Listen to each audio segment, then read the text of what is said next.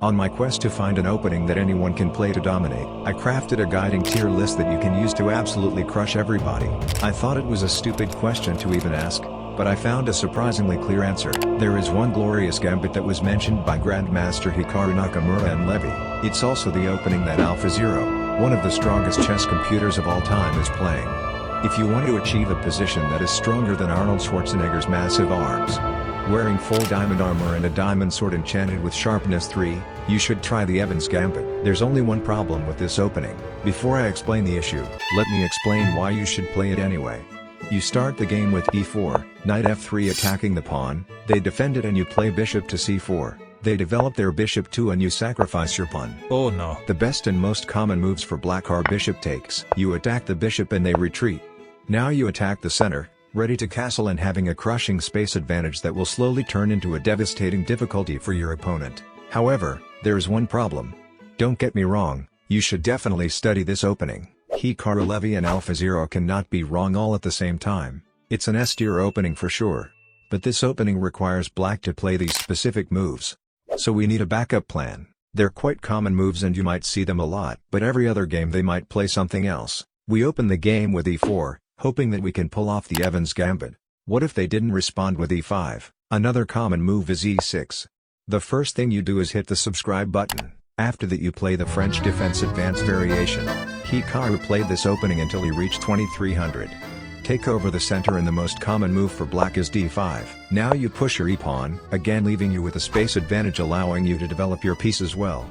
Although your opponent might play something like c6 instead of e6, which we will cover next, I would definitely say this is an A-tier opening. Not as useful as the Evans Gambit, but probably the easiest and best thing you can do against e6. Next one is Caro-Kann, another absolute S-tier opening you should 100% know. You can use this opening as both white and black. It's an S-tier response to e4, the most common opening move, but it's also good to know this opening is white in case your opponent uses the Caro-Kann Defense. e4 c6 and white plays d4 to which black responds d5. There are multiple variations white can play, such as the advance and exchange variation. It's really worth studying both of them and maybe also the knight c3 variation, since you want to play this opening as white and black. The next opening is even higher than S tier. It's Magnus Carlsen tier. It's the strongest of all. Pretty much nobody is playing this opening at all. Only one time in chess history somebody played this opening against Magnus Carlsen and he drawed the game in 6 moves. Yes. The greatest player of all time drawed the game in 6 moves because he didn't want to face this opening. I'm talking about the legendary Nakamura-Carlsen double Bongcloud Attack. The Bongcloud Attack goes e4. King e2. Hikaru and Carlsen played this as a joke and drawed the game. It's the worst possible move. Let me show you how to play against c5 because the Bongcloud is trash. Bad opening, go to hell.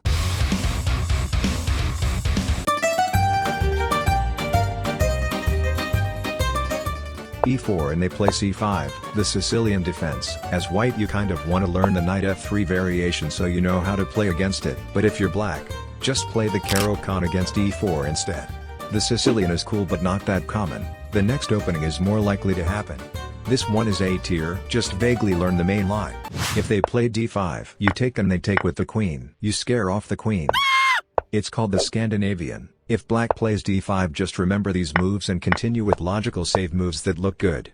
Definitely a useful opening, but as black I would still recommend you play the Caro-Kann. It's just the one S-tier black opening.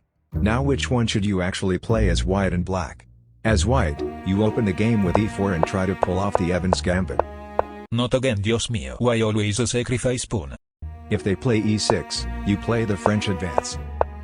If they play c6, you're in the Caro-Kann. If they play c5, you're in the Sicilian. If they play d5, you take and attack the queen.